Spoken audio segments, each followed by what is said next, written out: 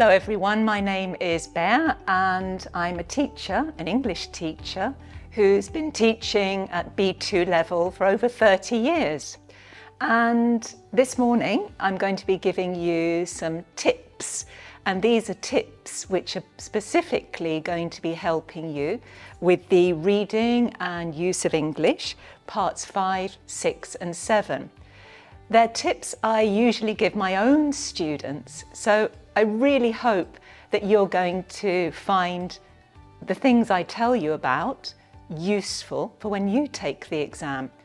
And something to take into consideration is that the tips I'm going to give you for this part of the test, or also you can use them and apply them to other parts of the exam. I hope you enjoy them. So first of all, my first tip would have to be read more. So many of us nowadays don't read as much as we used to, and reading is really the key to being able to expand your lexical range, your comprehension, your sentence construction. And if you read more, you're going to feel more confident when you do the B2 reading tasks. The problem is, of course, if you're not a great reader in your own language, you're not suddenly going to enjoy reading in English. So here's my first tip. How can you start reading more in English? My recommendation is that you go to, or you get, a really good app called Flipboard. It's available on Android and it's also available on iOS. And what is Flipboard? Well, it's this magnificent app. I'd suggest you download it in English, of course, and you have lots of different topics to choose from.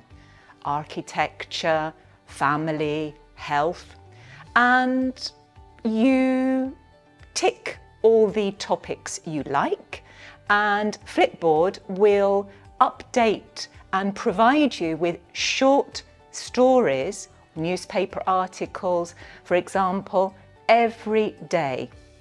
I really suggest that you get this app because then you're going to be able to broaden your lexical range. You're going to have more, how can we say, you're going to be able to look at different topics which you ordinarily wouldn't get. And I also recommend you get an app called Blinkist, also available on Android, also available on iOS. And once again, Blinkist will provide you on your device with short stories and texts. That's my first tip. So let's go with tip number 2. You've probably never thought about how you read in your own language because it's just something we do. However, I really suggest that if you're preparing for the B2 reading exam, you start implementing and learning some techniques to optimize your reading. What techniques do I mean, and what am I referring to? Well, one of the big mistakes that candidates make, and this is my first tip connected to this, is something we call intensive reading.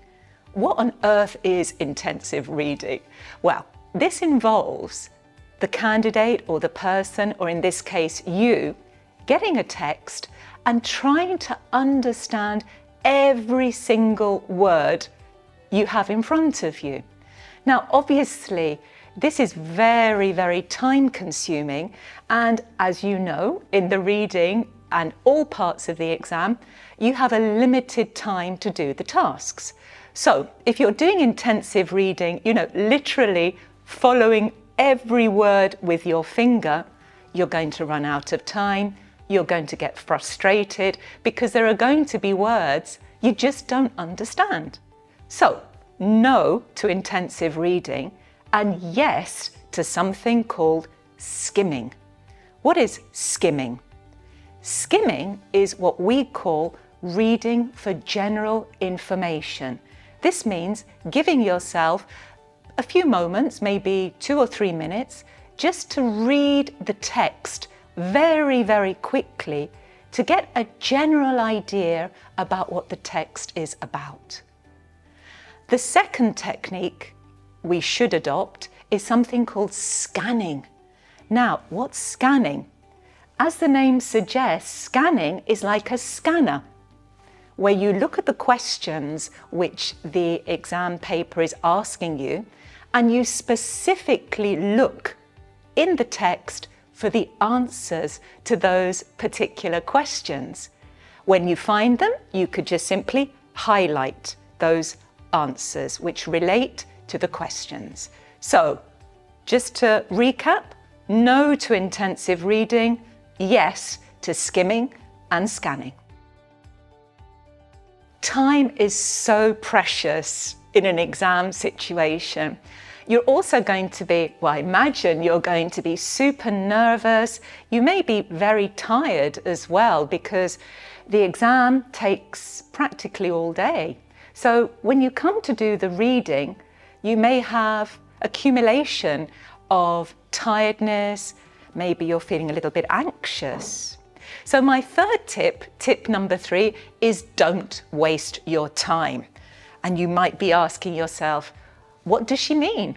Well, what I mean is when you have the reading tasks in front of you, don't waste valuable time reading and trying to understand every single word. Because if you do that and you come across or you find a word you don't understand, many people get blocked and think, oh my goodness, I can't continue. No, carry on. You're not going to be able to have a dictionary or word reference in the exam. So you just need to start carrying on and finding what you think the meaning of the word might be from the context. And very often from the context, you can guess the meaning of the word. Also, hot tip, be really, really careful with distractors. You might be asking yourself, what's a distractor? Well, a distractor is a word which appears in the text and the same word appears in the question. The distractor's aim in life is to distract you. So be careful that you don't automatically assume that because a word appears in the text and appears in the question, that is going to be the right answer. So, conclusion, don't waste your time trying to understand words you don't understand, guess from the context, and be super careful of those distractors.